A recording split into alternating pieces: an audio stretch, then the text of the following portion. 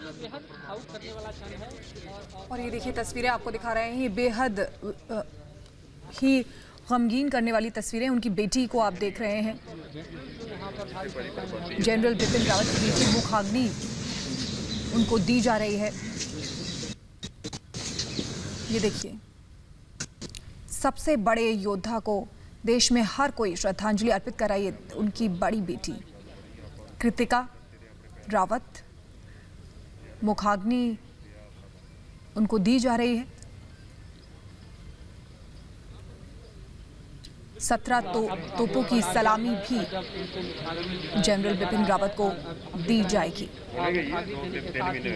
जो लकड़ियां हैं खासतौर पे जो कि पार्थिव शरीर पर बरार स्क्वायर वो की ये तस्वीरें हैं जहां पर अंतिम विदाई दी जा रही है। देखिए 17 तोपों की सलामी दी जाएगी। साथ ही साथ आपको बताते हैं 800 जवान इस वक्त यहाँ पर मौजूद हैं और ये 17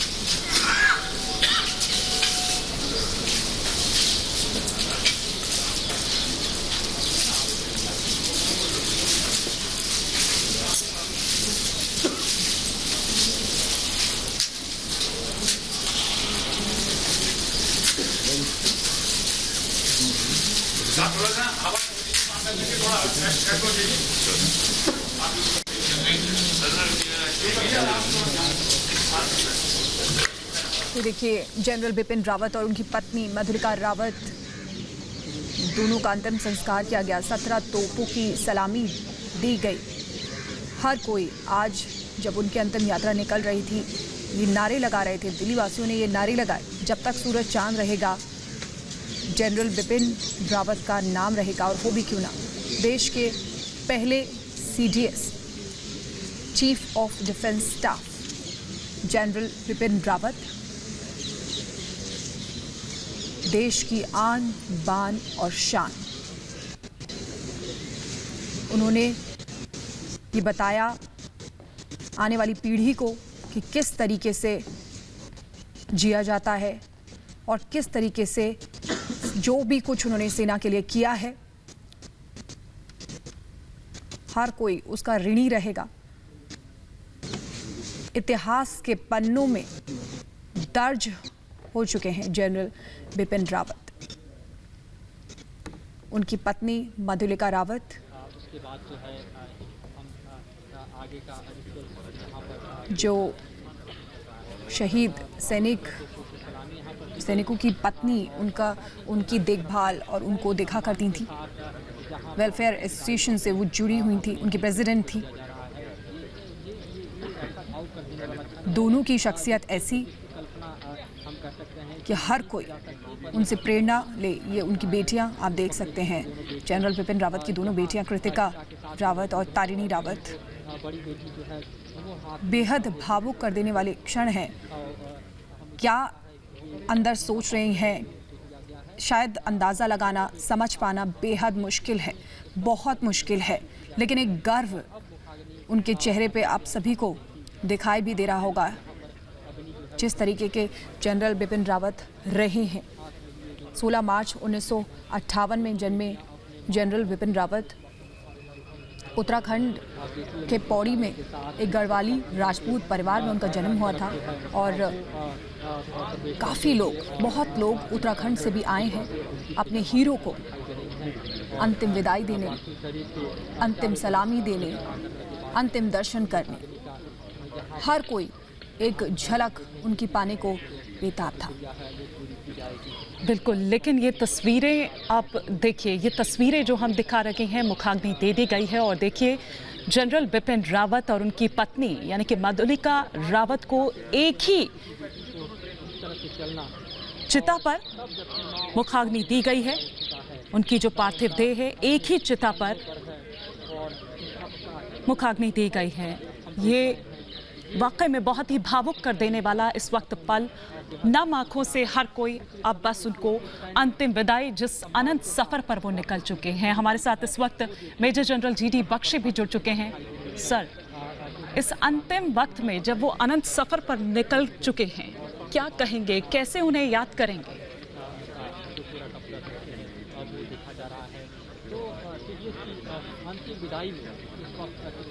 मेजर जनरल जीडी बख्शी, अगर आप तक मेरी आवाज पहुंच रही है तो आप अनंत सफर पर निकल चुके हैं जनरल जी। बिल्कुल, देखिए ये हमारे वेदों में श्लोक है, let his fire be merged in the fire, let the ether with the ether, the air with the air. You know, ये हम सब का अंत है। और जैसे कि गीता का श्लोक है, नैनम छंदंती शस्त्राणी, कि उसे शस्त्र काट नहीं सकते, उसे आग जला नहीं सकती। जो है हम में वो जो एसेंस, जो आत्मन, जो spirit, it flies from life to life. और आज आप एक राजहंस को उड़ता देख रहे हैं, जो दिखाई नहीं देता, लेकिन वो राजहंस है जो जीवन से जीवन जाता है। ये हमारी इंडिक सभ्यता का विश्वास है, ये हमारी इंडिक सभ्यता का, गीता का उपदेश है, जिसको लेके बहुत सारे सिपाही अपनी जेब में डाल के युद्ध के मैदान में जाते हैं। मैंने खुद अपनी आँखों के सामने कितने साथियों को दम तोड़ते देखा है, शहीद होते देखा है, शहादत कबूल करते देखा है, औरों को घायल देखा है। ये आपकी डेस्टिनी है अगर आप वर्दी डालते हैं, और हम सब ने वर्दी डाली। ये हम सब का अंत है, वर्दीधारी या बगैर वर्दी के। लेकिन जैसे कि महाभारत में कहा गया है कि हम हर रोज़ प्राणियों को, मरणशील प्राणियों को मरते देखते हैं, लेकिन हम ये कभी नहीं सोचते कि हमारा भी यही हश्र होगा एक दिन। ये भीषण सत्य है, और ये भीषण सत्य सबसे ज़्यादा नज़र आता है मैदान जंग में, युद्ध के मैदान में। धर्म क्षेत्र, युद्ध क्षेत्र। वैसे हम बड़ी बड़ी पोथियाँ, किताबें पढ़ते हैं, लेकिन क्या हम उन पे विश्वास करते हैं? क्या गीता के श्लोक पे विश्वास है हमें? ना हन्यते हन्यमाने शरीरे, इस शरीर के मर जाने से वो आत्मा नहीं मरती।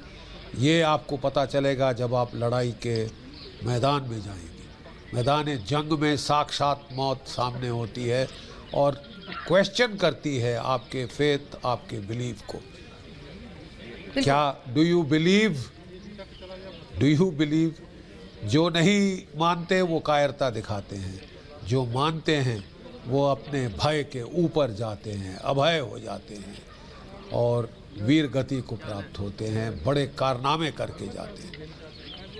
बिल्कुल जीडी बख्शी सर, सेना नायक आज हमारे चले गए हैं, शरीर से तो चले गए, लेकिन बहुत कुछ यहाँ की पीढ़ी के लिए, आगे के लिए छोड़कर गए हैं। उन्होंने ही ये बताया कि किस तरीके से लहराएगा तिरंगा अब सारे आसमान पर, भारत का ही नाम होगा सबकी जुबान पर। जो भी कुछ उन्होंने किया है, ये एक प्रेरणा है आने वाली पीढ़ी के लिए।